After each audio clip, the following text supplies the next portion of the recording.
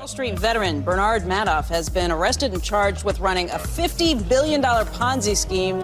Congress wants to know what caused the Enron meltdown. Now, while the collective rage currently is focused on WorldCom, Tyco CEO Dennis Kozlowski was convicted of looting hundreds of millions of dollars. This is one of the biggest fraud cases ever. Their president's a crook. Well, I'm not a crook. Find out more on this week's episode of White Collars, Red Hands. It's kind of funny. When you think about it, we are all actors in a way. And I'm not talking some super metaphysical kind of Shakespearean, the world's a stage and we're merely players kind of way. I'm just saying that we all have to act sometimes. Some of us are more talented at it, but every single person has had to put on a production. Maybe you had to laugh at that joke your boss told you that you definitely didn't think was that funny. Or maybe you acted like you definitely heard that thing your partner told you after asking what 3 times in a row to spare yourself the embarrassment of them thinking that you have the hearing skills of an old dog who clings onto existence after it's already bumping into walls and spending too much time just staring at the ground. Or maybe you became an actor when you had to moan harder because he's been hitting all the wrong parts of the left upper lip area, and you still want to finish the last minute of the show that's been on in the background that you've secretly been watching the whole time. Whether it is a good worker, a normal person, or actually sexually aroused, we all have had to display ourselves as something we aren't truly feeling at the moment. But some people just take this way too far. What if someone loved acting so much that they decided to make their entire life one giant performance? Well, someone did. And I'm not talking about Leo DiCap. I'm talking about Zachary Horwitz, the man whose friends knew him as a Hollywood big shot with connections in every studio in LA, who had starred in big blockbusters alongside some of the biggest names in the business. But underneath the dialogue he delivered, there was a subplot too. Between the lines for many to pick up on. Zachary Horwitz may not be everything he says he is. Was he living truthfully under imaginary circumstances? No, I think he was more Stella Adler, and he was definitely giving himself a lot of magic ifs. Oh, magic ifs. Hey, look, we both took acting theater classes in college. Can you tell? Sure this is all it's worth. Having a podcast. This is all, no, not even that. Okay, it's these really terrible acting methodology references that we just did. Yeah, that like only if you take acting classes will you understand. Yeah, you want to do a repetition exercise really quick? Oh my God, no, please. I forgot about those. Oh yeah, that was a I need to solid take an few weeks of acting my class. life. Oh God, yeah. But welcome back, everybody, to another episode of White Collars, Red Hands. I'm Kashan. I'm Nina. And today we're talking about Zachary Horwitz, who really took the fake it till you make it Hollywood idea to the extreme.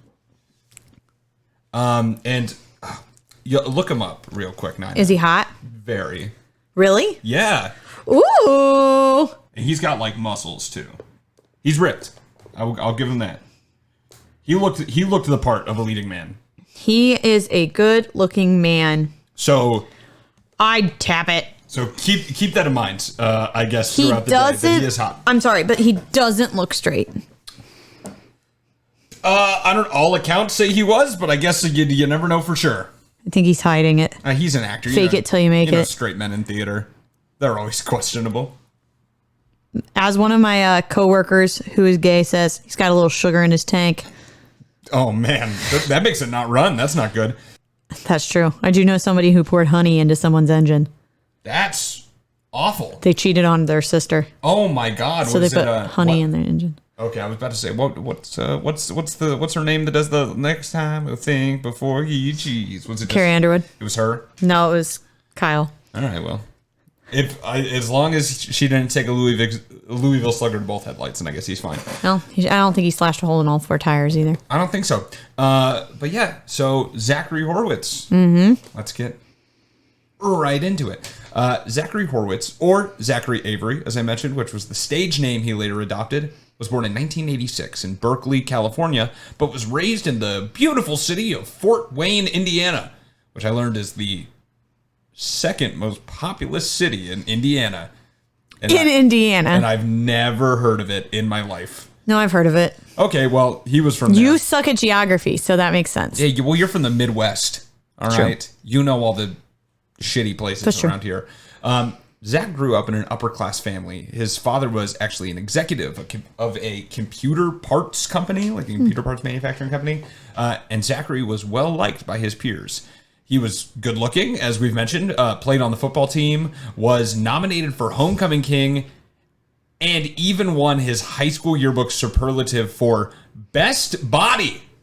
I don't think... that's so inappropriate. That's so weird, right? That's so inappropriate. Like, why are they, like, it's just a bunch of, like, 16 and 17-year-olds that they're printing Best Body in the yearbook? Yeah, that's so... I don't like that. Yeah. We had Biggest Flirt. We had Most Attractive. That's terrible, too!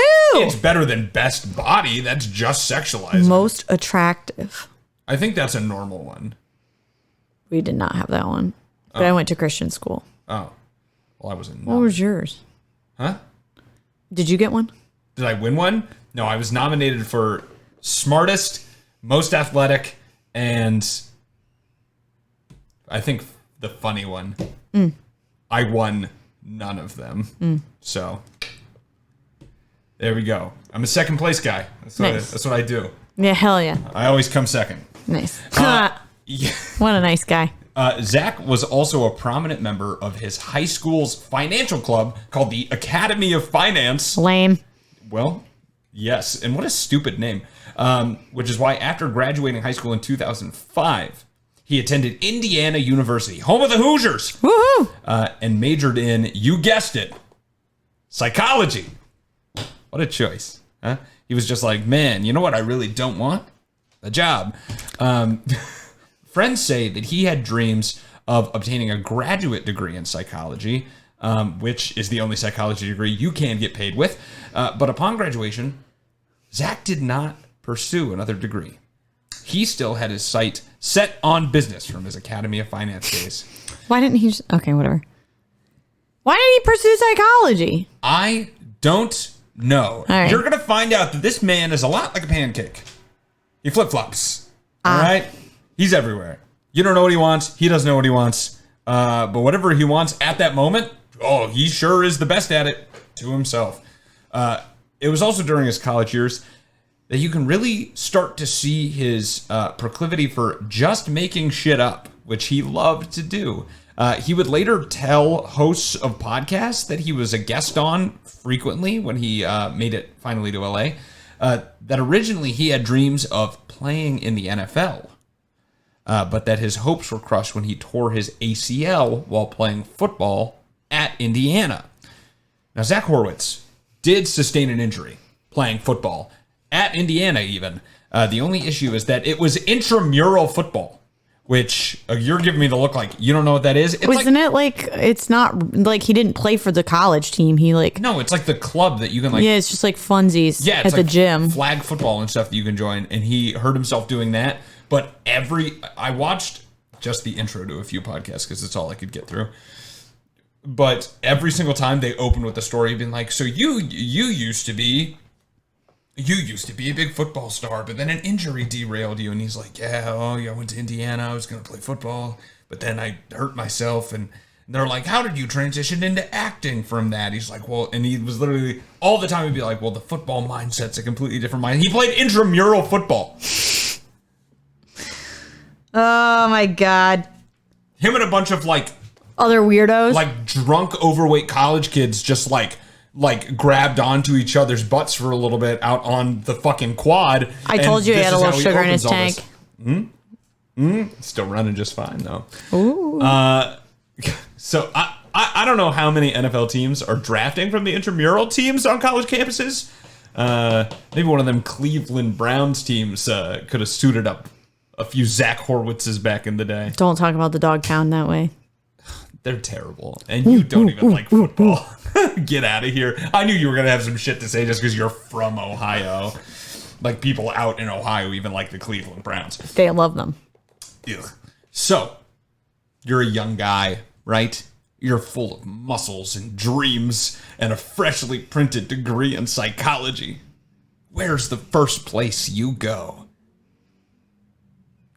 Well, if you said the north side of Chicago to open up a restaurant, then you'd weirdly be right.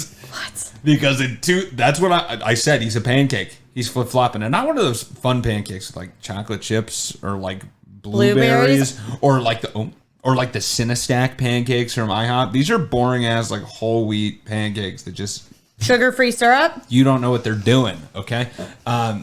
Zach moved to the north side of Chicago in 2011 and opened up Fuel, spelt pretentiously, all caps and an umlaut, F-U-L, and the U has an umlaut, which was a restaurant that was based in health, primarily. It was supposed to offer healthy dishes, yes, okay? But also was supposed to support a healthy lifestyle in other ways, such as being an early adopter of compostable to-go trays and by selling supplements. Nice. The weirdest offering, though, that Fuel had was the ability to book time with an on-site nutritionist. Weird. So it was like I read this little like small article that the like Chicago Eatery puts out whenever a restaurant opens about it, and they called it quick casual dining, but you could also like get a nutritionist on site. That's weird. It was weird. It was a weird idea. Like it all made sense until you said the nutritionist. Well, it's like you're combining a GNC with like a fucking Sweet Green. Yeah. Like that's weird. It's weird. It's an amalgamation of a bunch of things that he obviously probably has no idea what he's doing either. Right. Okay. And he obviously couldn't use his own money. He's got a degree in psychology.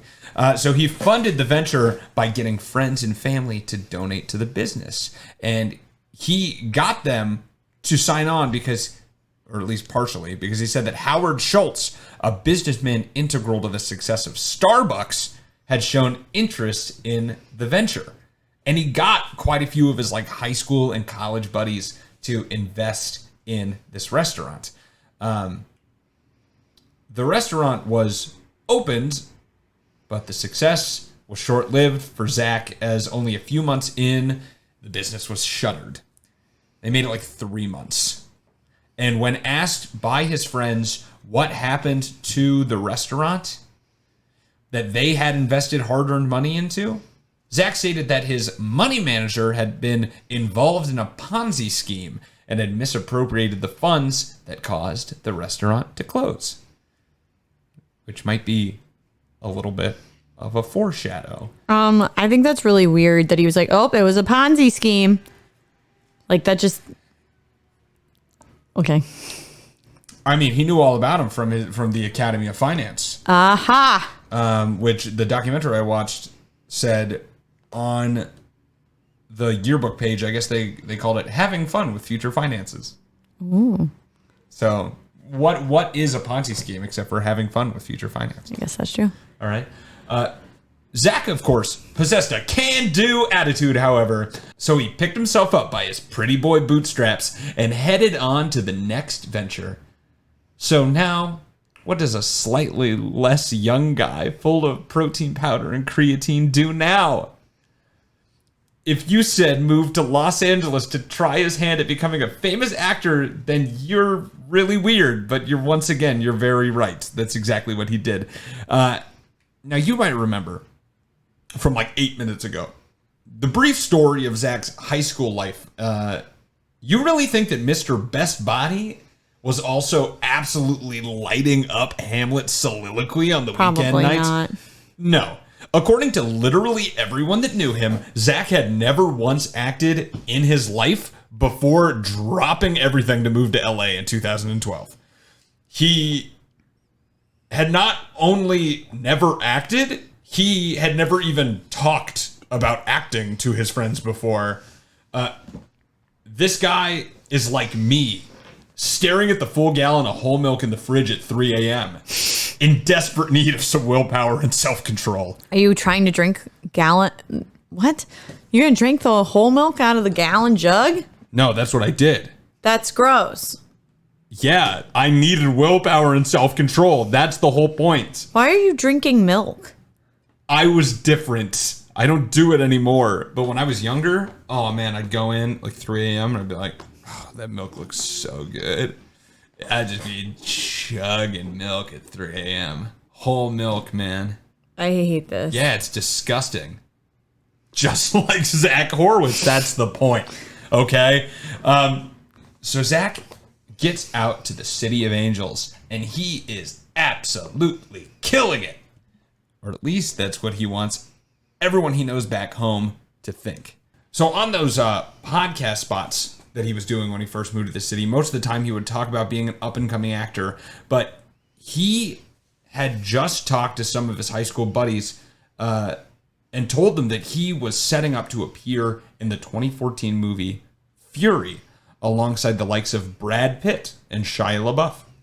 And he had definitely made it seem like he had at least a supporting role, right? He was like, I just got a really great role in Fury.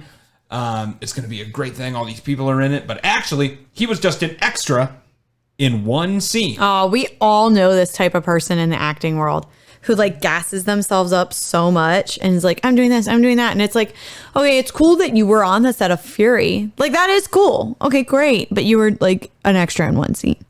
Yeah. I know multiple people who are kind of like this, and it's so annoying because it's like, it's cool that you're there, but you're not doing what you're saying you're doing. Also, there's like hundreds of people there. Yeah. So like, who gives a fuck? Right. I don't care that you were standing in the background of the restaurant in The Bear. Right. You know, it's okay. Yeah. Cool. You're not like an actor, like with a capital A. No. So calm down. Right. In fact, by the way, though, Zach's only acting roles for the first few years was just being an extra. A part which literally, like we said, anyone is qualified for. They don't even do background checks. You show up, you like sign your name. If you're there, they'll let you be there. That's kind of the point. Literally. And this is the whole time that he is going on these podcasts and discussing what it's like to be an up-and-comer in the industry. And he was booking, like, some of the podcasts they had, like, decent production value. I mean, I guess you're in LA. So, but he's obviously... Are they not, like, checking? Obviously not, because they did the whole backstory of him on the football team and stuff, too. It's like, you could have just Googled.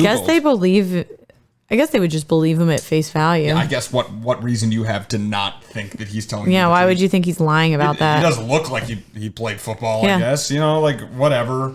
But no, he would just come on and absolutely lie for as long as he could. And these appearances did boost his name into the conversations of the Hollywood semi-elite and opened doors for networking connections. And two of these connections were a set of brothers, Diego and Julio Halavis, that were looking to start a production company. And although Zach didn't really have any idea what he was doing on the acting side, he figured, hey, I might as well jump into production as well. So the three set up a company, 1 in a Million Productions. And the first movie they made is The Laughing Man, a The Batman's Joker inspired fan film where Zach plays the titular character. And okay, I watched this one in its entirety, and honestly, it's not that bad. Was it like a short film? It's a short film. It's like 20 minutes.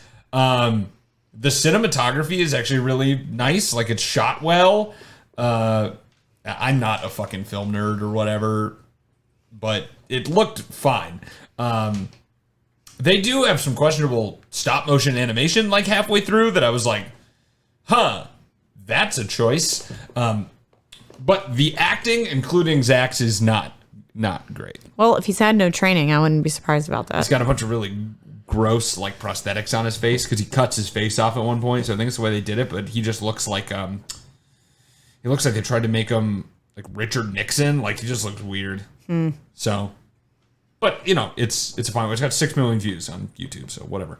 But it's here at the height of his acting career that he makes the move into a different avenue of business that would slowly be his undoing.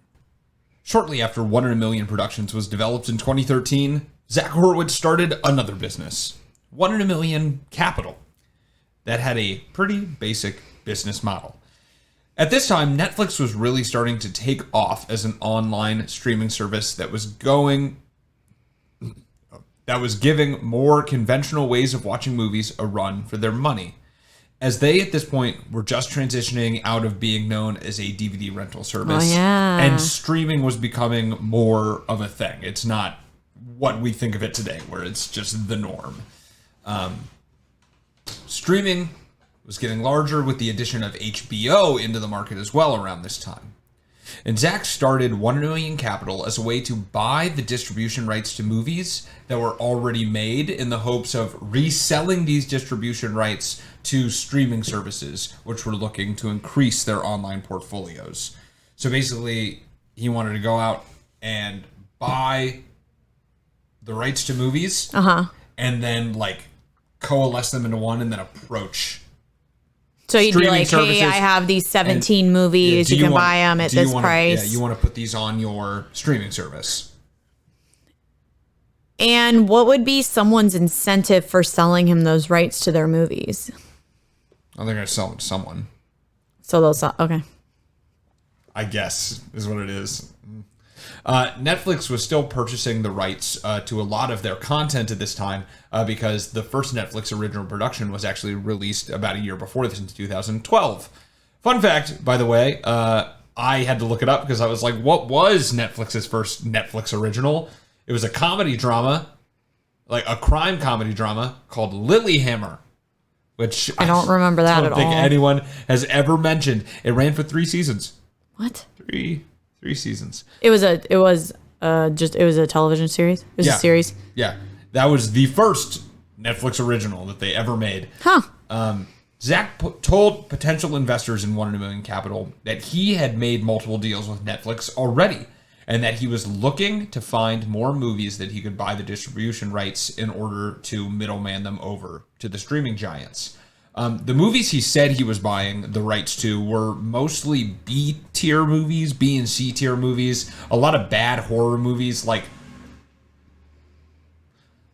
Behind the Walls and Coyote Lake. I've never heard of them. Exactly. Nothing that anyone would have ever heard of. And on top of that, he said that the deals weren't for distribution here in the United States, but rather primarily to be serviced to Latin American markets in Central and Southern America, which is why, you as an investor might not see any of these films pop up on your own Netflix or HBO streaming apps. Good one. Because just all sounds like a lie. This is what? No. What? It's legitimate. Before approaching investors, he made promotional documents that touted that he had a good track record of doing business with these businesses, partially because of all the connections he had made through the development of his acting career in Los Angeles. These documents that he made claimed he had flipped the distribution rights on 49 different films already without incurring a loss on a single one. He claimed that this is because these streaming companies were in an era of rapid expansion. They were willing to pay for the rights to these films at a premium, which is how he always made money on every single one. But why would he need investors then? If he's already killing it so much, why does he need all this money? Well, Zach said he didn't have a large enough stream of capital to meet the overwhelming demand of these streaming services. They just need more content. They need more B horror movies to give to Latin American countries. Hell yeah. All right? And he just doesn't have the money to help fulfill this demand. And that is where he turned to investors, which at first, once again, was his high school and college friends. Well, those friends that already didn't lose all their money in fuel, that is. He entered into agreements with investors in the form of promissory notes, which basically is just a simple loan. You give him some money, and on a date specified in the note, he gives you the money back, which is known as the principal, plus interest on top of it. The promissory notes that Horwitz was using usually matured in very short times, however, anywhere between 3 to 24 months, with an average of 6 to 12 months to mature. which Horwitz said was because this was the time that Netflix and HBO took to pay back. That was the timetable. Netflix took 12 and HBO 12 months. Yeah, and HBO took 6. Okay. For payment delivery. So that's why he would get it back to you then. But for promissory notes, that's really short. Imagine a loan that you have to pay back in a year. That'd be hard. You know, it's like a payday loan. Yeah. Almost. Like or a payday loan for promissory notes. But so he had to kind of explain it away. And the interest he was paying on these notes was incredibly high. He told investors that they could expect anywhere from a 35 to 45% ROI, a return on investment on these, which is like 8 times higher than investing in the stock market on an average year. So he's beating the market by like 8 times. Wow. Right? Yeah. And people believed this? His friends and family did. Dum dum dum dum dum me dum dum dum dum dum dum dum dum me dum. Have you... Okay, this is a segue, but have you seen the Book of Mormon episode of South Park? No. They do that in there. They're really? They're like dum da dum dum dum dum dum dum dum dum dum. Whenever it's like this one guy who's going along with everything Joseph Smith is saying. Oh, that's funny. And then when his wife goes in and she's like, he's lying to you, they go smart, smart, smart, smart, smart. It's very, very highly recommended. But that's what that reminded me of. And so Zach Horwitz is paying out all this money on top of it, and this was on principal investments of anywhere from $35,000 to $1.5 million, and you're making 35 to 45% back on whatever you're putting in. So he had this many people investing? Yeah. Damn. He had like over 200 people investing. And you might be saying, yeah, this sounded too good to be true, but when the first few investors were rewarded with these high returns and on a consistent basis, word of this lucrative opportunity spread like wildfire, and many investors flocked to Zach by word of mouth because people were saying, like, I actually got the money back. Yeah. Which is how these things all start, right? They go like, like some people got to win. Yeah. Because then when those people win, they go tell people, like, it's real. I did it. It's like someone who's winning the lottery and being like, you can do it. You can actually win the lottery. It's like, okay, but why don't we think about the odds about if this is real for a second? And soon, Zach stopped doing business with direct investors, but rather through 5 investment companies that funneled in money from downstream investors to get these promissory notes, pulled cash together to buy single notes, had multiple people investing. And between the years of 2014 to 2019, he raised more than $690 million from these investors. Whoa. $690 million. And he's not making any of these movies. He's not actually doing anything with these movies. Well, we'll get to it. Okay. And Zach used his portion of the money to spend lavishly, buying a $6 million mansion in the hilariously titled neighborhood of Beverlywood in LA. Spending $700,000 on a celebrity interior designer to furnish that house, and $1.8 million for his American Express card payments. $1.8 million in American Express card payments. Wow, he was a platinum member. They were probably... What's the top one? The black card. Was he that? No. There's not many of those. Oh. I think they might even deny its existence. So, he spent $165,000 on luxury cars, $137,000 on private jet flights. We know how much rich people love private charter jets. They fucking love them. And also $54,000 on what the SEC indictment called a luxury watch subscription, which I don't really know what that is, but I assume it is literally a service for rich people that sends them like a new luxury watch every certain amount of months, which I hope isn't every month, because that would be really wild. And it's also disgusting. I can't believe that exists. Yeah, that's crazy. That there are rich people out there that are like, yeah, it's like send me a new Rolex every 2 months. It's like a lingerie subscription, but worse. Those exist? What are you doing to the old lingerie? Burning it. Okay. However, less than a year after purchasing the house, in early 2019, Zach started defaulting on payments for matured promissory notes. He wasn't paying them. It turns out that Horwitz had really been running the business for 5 whole years completely on lies. Shit. He had never done a deal with Netflix or HBO ever, before or after soliciting money from investors. And that whole time, none of the investors even bothered to check. That's crazy. No one contacted Netflix and be like, hey, guys. yeah, or... Have you heard of Zachary Horwitz? And like the internet existed, like... Yeah. Just like use a VPN. I don't know if VPNs exist around this time, but just like go to like a Latin American VPN and see if they have the movies on there. Yeah. I mean, maybe they did have the movies, but some of the movies I was like, you just like found random movies. Oh, yeah. But it is what it is.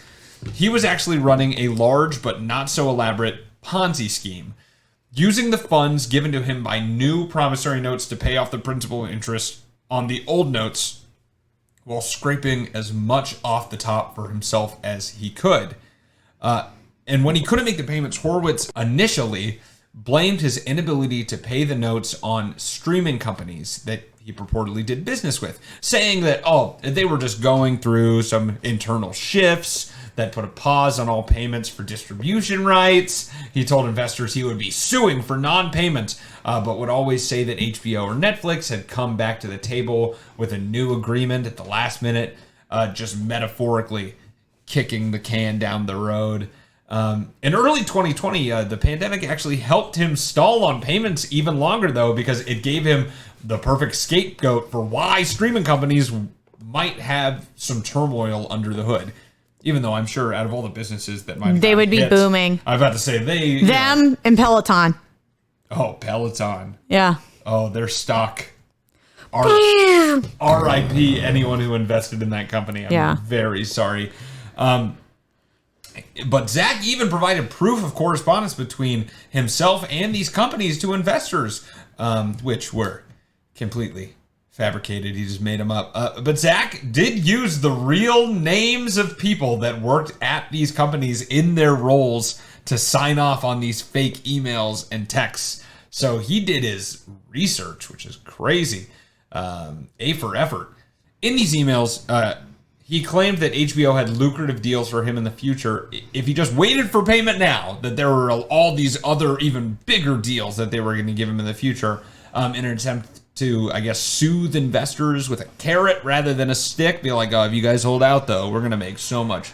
While Zach's business was crumbling, though, this ironically was the best time for his acting career, as he had moved on from playing extras and overacting in self-produced comic book fan movies to some real movies, like the 2018 drama about a male dancer called The White Crow, which I don't know if that is supposed to be a ripoff of The Black Swan or... What kind of dancer? Like a stripper? No, I think he was a male ballet dancer. Yeah, this is totally a ripoff of Black Swan. And it was about a real guy and like Did he blow War One or something. Did he blow a guy? Not that I know of. Because in The Black Swan, Mila Kunis eats out Natalie Portman. Oh. Fun.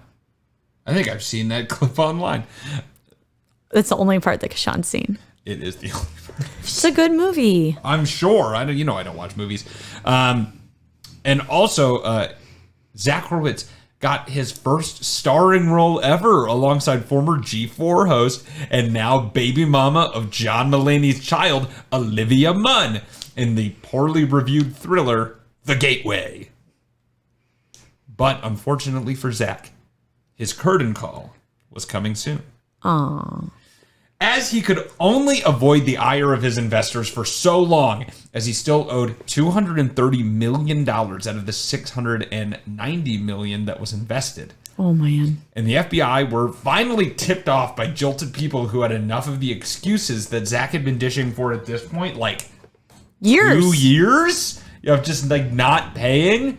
After a semi-brief investigation, the FBI arrested Zach Horwitz in 2021, charging him with wire and securities fraud. Damn.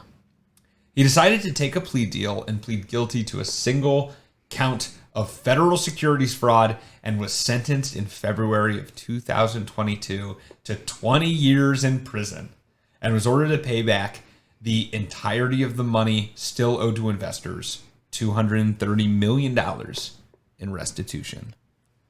And at least as of now, that is where he is. Damn, in jail? Still in prison. Well, it was only a year ago. Yeah, I don't think he'll do the 20 years. Absolutely not. But If Leona Helmsley will only do a year. That was our person last week.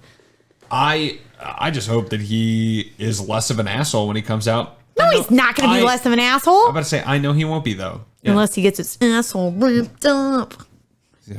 He'll be more of an asshole then. He'll internalize it. Oh, yeah. He'd be like, oh, my God, I was so hot. They were like, oh, my God, he will. There's going to be fights over him in prison. He's a good-looking guy. Don't drop your soap, Zach. Wow. I'm just saying. No buttholes exposed. Yeah, keep that thing covered, man. Put that thing back where it came from, or so help me. Don't use beloved Disney characters to talk about prison sexual assault, please. One rule. Sorry. We just got a rule for the podcast. It's the one that is now one rule. Zach Horwitz is just what you think diva actors are like. Full of themselves. Having so much self-confidence that they foolishly believe nothing on this earth can touch them. He thought that he could just move to LA and become famous with no prior training or even want to act before that. He thought that he could just become rich by employing the same, I guess we can call them, skills he employed in the background of Brad Pitt movies. And more than anything, he thought he would never get caught, living in the house of lies that he had built. But don't take it from me. Take it from the prosecutor who put him in prison, who had this to say after the 20-year sentence was handed out. Defendant Zachary Horwitz portrayed himself as a Hollywood success story. He branded himself as an industry player who, through his company, leveraged his relationships with online streaming platforms like HBO and Netflix to sell them foreign film distribution rights at a steady premium. But as his victims came to learn, Horwitz was not a successful businessman or Hollywood insider. He just played one in real life. So thank you for listening. He was a method actor. Yeah, he was, except for his role was asshole. Yeah. And he took it to heart. Oh, he played it to a T. To a T. So that's our episode today on Zach Horwitz, the actor. I've got to be I'm going to go on a limb and say biggest Ponzi scheme in Hollywood. Probably. Biggest Ponzi scheme that we in know Hollywood of. history. That we know of. Yeah. It's funny. I think we've done a few episodes surrounding Tinseltown. There's a lot of stuff going on out there. But yeah, Zach Horwitz is definitely the most recent, and I think it's probably one of the biggest Ponzi schemes I've heard of recently too. Yeah. That's more than $500 million. That's a lot. It is. So, and hey, at least he's finally in the news. Mm-hmm. He's finally a big deal, huh? Just the way he wanted. Yeah, exactly. Got everything he ever wanted. I'm sure he's loving the press. He's probably going to write a fucking book or something. What an asshole. But yeah, thank you guys so much for listening today. If you liked the ep and you want to support us, there's a couple of free ways you can do that. Easiest one you can do, just leave a rating if you're listening on Apple Podcasts or Spotify. There's a 5-star rating system. Love a 5-star rating. Might as well just give it to us, huh? It's not gonna, hell yeah. It's not gonna hurt you. Just happen to have 5 stars. You can go along with your day and forget you did it. I don't care, but it would help us out in a big way. So please do that if you haven't already. If you're on Apple Podcasts, you can write a review as well. If you're more a wordsmith and you want to get those words out, that's a free way to support us. Or liking, follow, sharing on whatever your podcast service you listen to. You can also follow our socials, facebook.com/whitecollarsredhands, Twitter at whitecollarspod, Instagram at whitecollars_redhands, TikTok. You can catch our TikToks. Hell yeah. White Collars Red Hands. Follow us on there. It's whether you like it or not, it's the current future of social media. So we're on there. You should be too. Like our stuff. Yeah. Like, share. You can comment. all the above, DM us on any one of those platforms Hell too, yeah. and we'll probably respond. You can also, if you want a worse way to communicate with us, but fine if this is your jam, you can also send us an email. Send us an email at whitecollarsredhands@gmail.com. You can suggest an episode. We do a fan submitted episode every season, so you can suggest episodes through there, and we might cover your topic. We just had someone submit an episode, and we're going to do it next season. Yeah, on season. What season are we on? Is this 12? It's 11. I think we're on 11. We're going to do We're on 12. 11? Yeah, you could be on 12. We've been doing this for so long, I forget. We don't even remember. I forget which season it is. What you can also really do to support us, word of mouth. Just tell a friend. Everyone's always asking for podcasts. Not subscriptions. Podcast recommendations. There we go. I found the word for it. You did it. Whatever. You got there. So, give this one as one of those next recommendations. You can also buy our merch. You want to give us some money and you want something to rep. That's also at our website, whitecollarsredhands.com. I love money. You can click the button that says check out our merch, and you can buy something there. You can also go down. There's a drop us a line page on there too. You can communicate with us that way if that's your thing. And I think without further ado, I can tell Nina's about to pass out, so we're gonna get off. So thank you so much for listening to this week's episode, and we'll see you next week on another episode of White Collars Red Hands.